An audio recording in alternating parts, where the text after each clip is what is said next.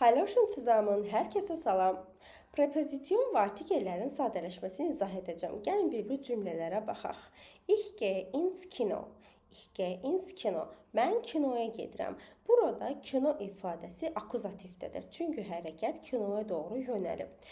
Akuzativdə das artiklı dəyişmir. Çünki kinonun artiklı dasdır. In plus das sadələşir, olur ins. Və burada sadələşmə prosesi baş verir. Digər cümləyə baxırıq. Ich spiele im Park. Ich spiele im Park. Mən parkda oynayıram.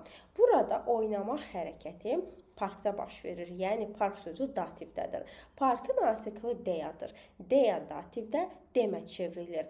In plus dem sadələşir, im olur. Yəni burada sadələşmə imi göstərir.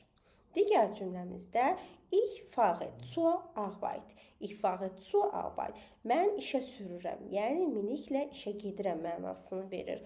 Burada hərəkət işə doğru yönəlib, amma burada iş sözü akuzativdə deyil. Çünki zu propozisyonu bizə bu ifadənin dativdə olduğunu göstərir.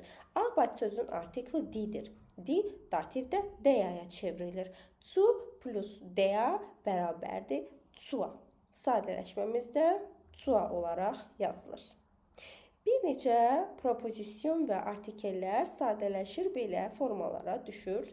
Qalan digərlərini isə o biri videolarda izah edəcəm. Sağ olun. Tschüss.